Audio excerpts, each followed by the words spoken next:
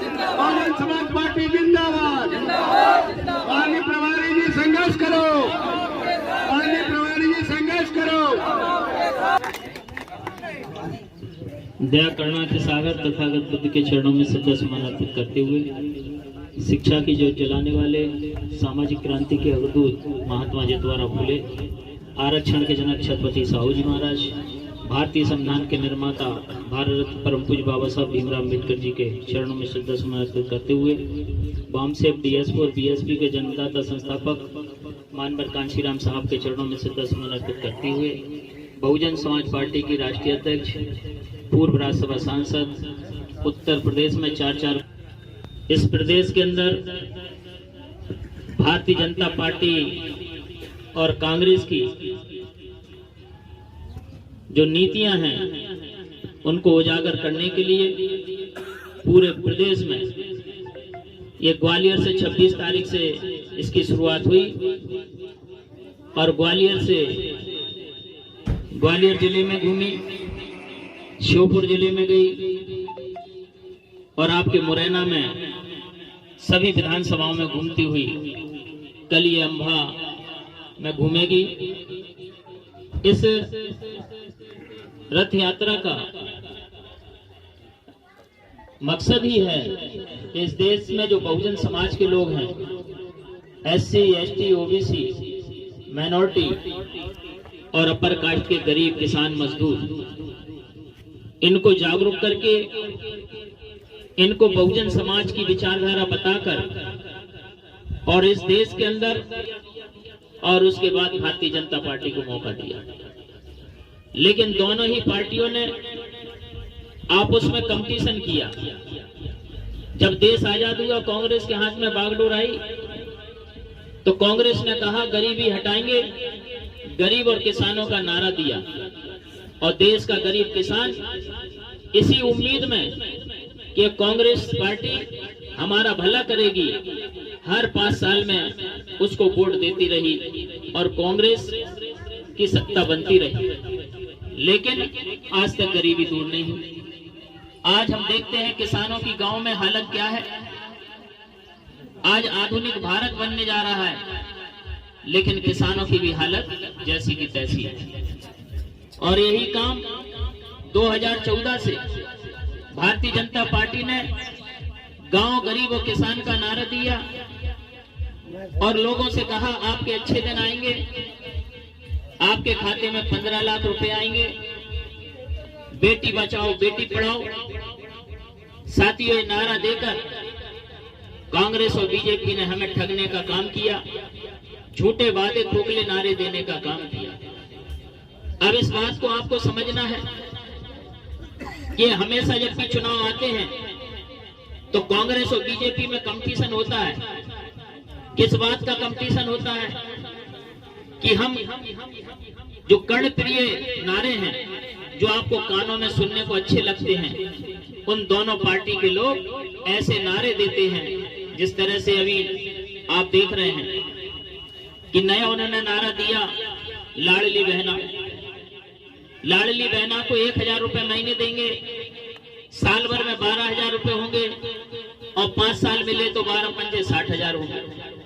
लेकिन अगर लाडली बहना की बेटे को या उसकी बेटी को रोजगार दे देते तो महीने में 60,000 पेमेंट लेती, सरकारी नौकरी अगर मिलती तो अपना घर भी चला लेती और आपके सामने हाथ नहीं फैलाना पड़ता। लेकिन कांग्रेस बीजेपी तो चाहती नहीं है कि वो चाहती है कि ये जनता, गांव की जनता हमेशा हाथ फैला के रखे, क्योंकि अगर ये मांगेगी नहीं तो हम मालिक कैसे कहलाएंगे। हम मालिक तभी कहलाएंगे जब सामने मांगने वाला होगा, और जब मांगने वाले खत्म हो जाएंगे तो फिर हम मालिक कैसे कहलाएंगे। इसलिए बीजेपी कांग्रेस के लोग आपस में कंपटीशन करते हैं। वो 1000 का लाडली बहना योजना चला रहे हैं तो कांग्रेस पार्टी के लोग कहते हैं श्री कमलनाथ जी कि हमारी सरकार आएगी तो हम तुम्हें 6000 रुपए देंगे। साथियों, इन्होंने हमेशा अगर किसानों को पट्टे दिए तो हाथ में कागज तो मिला, लेकिन उसे जमीन कभी नहीं मिल पाई। इनके कागजी घोड़े ये लोग दौड़ाते हैं और कागजी घोड़े दौड़ाकर हमें साथियों लाइन में लगाने का काम करते हैं। इसलिए इस लाइन से अलग हटने के लिए कि आप लोग लाइन में नहीं लगे, आप इस देश के मालिक बने, आप अपने पैरों पे खड़े हो जाएं। तो ये तो सपना हमारे महापुरुषों ने देखा। ये महापुरुषों ने जो आंदोलन किया वो आपको अपने पैरों पे खड़ा करने के लिए किया। तथागत बुद्ध ने कहा था कि अत्य दीपो भव, अपने दीपक आप बनो। मैं मार्गदाता हूं, मैं मुक्तिदाता नहीं। लेकिन साथियों, अगर आपको मुक्ति चाहिए, आपको हर समस्या का अंत करना है, तो आपको अपने पैरों पे चलना होगा। लेकिन हम जब तथागत बुद्ध की बात को भूले तो हमारे बीच में संत कबीर साहब आए। उन्होंने भी वही बात की कि कर भैया वाला अपनी छाड़ बनानी आस, दूसरों पे उम्मीद करना छोड़ो, अपनी बिगड़ी खुद बनाओ। जब कबीर साहब की भी बात नहीं मानी तो समकालीन संत थे संत रविदास जी।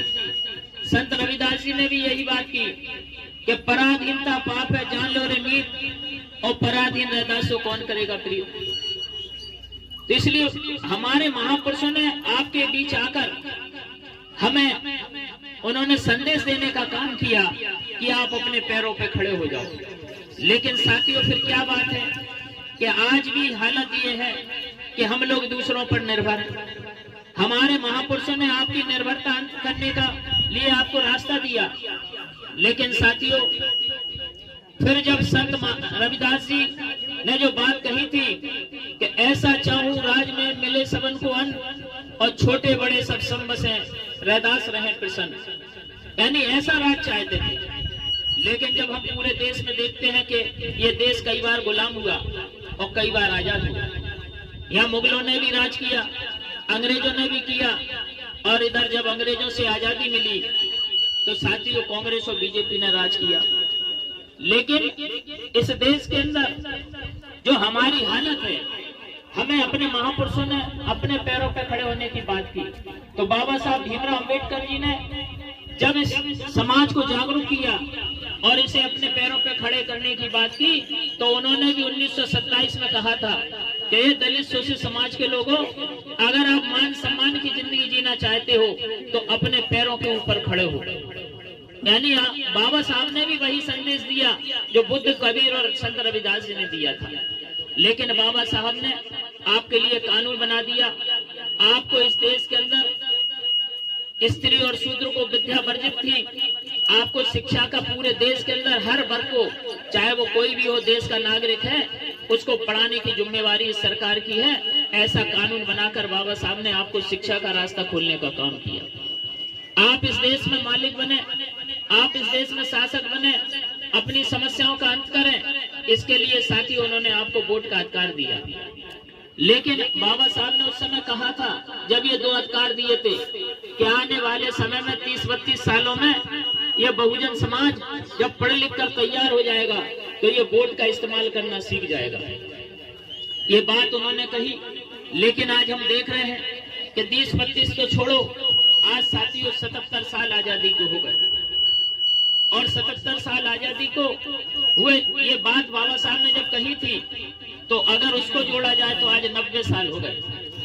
लेकिन इन 90 सालों में साथियों हम वोट का इस्तेमाल करना नहीं सीख पाए, जिससे कि हम अपने पैरों पे खड़े हो जाएं, जो हमारे महापुरुषों का सपना था।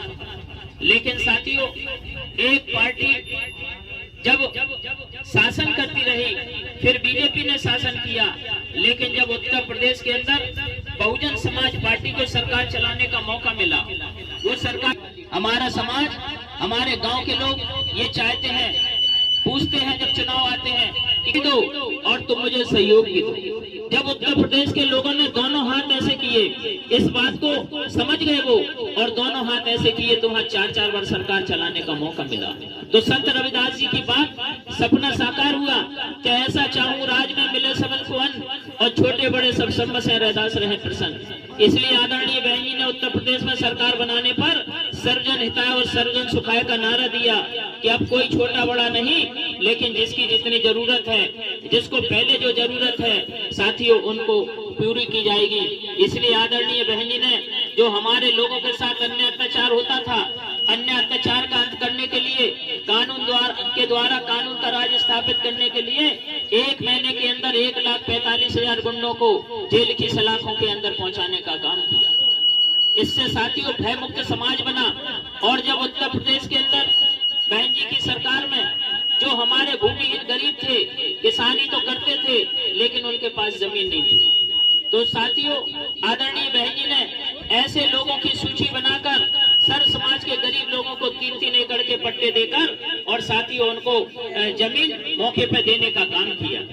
जो आवास विहीन थे उनको आवास देने का काम किया, क्योंकि लोग कहते हैं कि बहुजन समाज पार्टी का क्या एजेंडा है, बहुजन समाज पार्टी अपना क्या घोषणा पत्र बनाती है, क्योंकि बीजेपी घोषणा पत्र बनाती है और साथियों कांग्रेस घोषणा पत्र बनाती है, लेकिन साथियों वो घोषणा पत्र तो बनाती है, मेहनत मशक्कत के खून पसीने से कमाए हुए संसाधनों से ये चलती है। बहुजन समाज पार्टी किसी उद्योगपति के पास या किसी धन्ना सेठ के पास नहीं जाती है कि आप हमें सहयोग करें। क्यों? क्योंकि बहुजन समाज पार्टी जब सरकार में आती है तो बहुजन समाज पार्टी ये जानती है कि अगर हम किसी से सहारा लेंगे तो ये कल हमें इशारा करेगा। इसलिए बहुजन समाज पार्टी के नेता आदरणीय बहन कुमारी मायावती जी कभी किसी उद्योगपति के पास आदरणीय बहन जी नहीं अपेक्षा करती कि वो हमें सहयोग करे, क्योंकि इस देश के अंदर जो बीजेपी कांग्रेस के लोग हैं ये बड़े बड़े उद्योगपतियों से सहयोग लेते हैं और आपका वोट हासिल करते हैं। और आपका वोट जब ऐसे डालते हो और एक हाथ ऐसे करते हो और जिस दिन वोट डाल देते हो दूसरे दिन से ये भी हाथ ऐसे हो जाता है, फिर आपका काम खत्म हो जाता है, क्योंकि आपने वोट दिया और दूसरे हाथ से कुछ लिया। तो जो भी आप देखते हैं कि गांव वालों को क्या मिलता है, या तो कच्ची मिलेगी या पक्की मिलेगी, या थोड़ी सी कोई लालच मिलेगी, या धर्म आप सामाजिक काम करते हैं तो धर्मशाला की छत मिल जाएगी, आप धार्मिक काम करते हैं तो कोई मंदिर का चबूतरा बनवा देंगे। इस तरह का लालच देकर और साथियों हमारे लोगों का वोट हासिल कर लेते हैं और दूसरे दिन से हमारे लोग फिर मांगने वाले बन जाते हैं। लेकिन साथियों बहुजन समाज पार्टी की ये चाहत है कि आप अपने बहुजन समाज के बीच भाईचारा पैदा करके हर गांव में, जिस तरह से आज पूरे प्रदेश के अंदर रथ यात्रा निकल रही है, एक जागरूकता चल रही है, तो हमारे इस गांव में भी नौजवान साथी हैं, पढ़े लिखे लोग हैं, समाज के जागरूक लोग हैं, इनको भी अपने गांव से निकलकर आसपास के गांव में जाकर इसका प्रचार प्रसार करना होगा। हमें गांव गांव में बूथ मजबूत करना होगा और जो प्रत्याशी आदरणीय बहन जी हमें देती हैं तो हमारा ये काम होना चाहिए कि हमें जनता के बीच जाके ये बताना है कि हमारी पार्टी बहुजन समाज पार्टी है, हमारी नेता बहन कुमारी मायावती जी हैं और हमारा चुनाव चिन्ह हाथी है। इसलिए साथियों हाथी वाले खाने को मैं वोट देकर हम अपनी पार्टी को मजबूत करें, हम अपनी पार्टी को जिताने का काम करें। जिस तरह से मानवर कांशीराम साहब ने उत्तर प्रदेश के अंदर जब ये दोनों हाथ ऐसे किए और एक हाथ ऐसे किया तो साथी उत्तर प्रदेश में हम मालिक बन गए, फिर हम खजाने के मालिक बन गए। तो आदरणीय बहन जी ने डॉक्टर अंबेडकर ग्राम विकास योजना बनाई, तो एक गांव में 14 करोड़ रुपए देकर और साथियों पूरे गांव का विकास करने का काम किया। इस तरह से साथियों हम अगर मालिक बनना चाहते हैं तो हमें अपनी आदत को बदलना पड़ेगा, आपको अपने गांव में इस आदत को बदलना पड़ेगा और एक एक बूथ पे भाईचारा बनाकर पार्टी को मजबूत करके और आने वाले 2023 में हम इस प्रदेश के अंदर तीसरी ताकत के रूप में उभरे, क्योंकि बीजेपी और कांग्रेस के बारे में हम सब जान चुके हैं कि अगर बीजेपी कमजोर होती है तो वो कहती कांग्रेस जीत जाएगी, और कांग्रेस जब कमजोर होती है तो वो कहती बीजेपी जीत जाएगी, क्योंकि वो बहुजन समाज पार्टी को इग्नोर करके चलते हैं, नजरअंदाज करते हैं, क्योंकि वो दोनों लोग डरते हैं कि अगर बहुजन समाज पार्टी आ गई तो हम दोनों का सफाया हो जाएगा।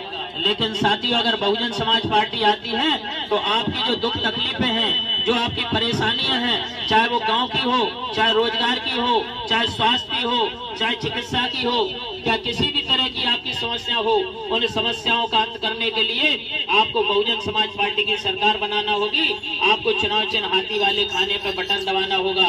ऐसी आशा उम्मीद करते हुए कि असफलता एक चुनौती है, ये स्वीकार करो, असफलता एक चुनौती है, इसे स्वीकार करो क्या कमी रह गई देखो और सुधार करो, और जब तक सफल ना हो नींद चैन को त्यागो तुम, संघर्ष का मैदान छोड़कर मत भागो तुम, और कुछ किए बिना ही जय जयकार नहीं होती, और कोशिश करने वालों की कभी हार नहीं होती। जय भीम, जय भारत, जय बहुजन समाज।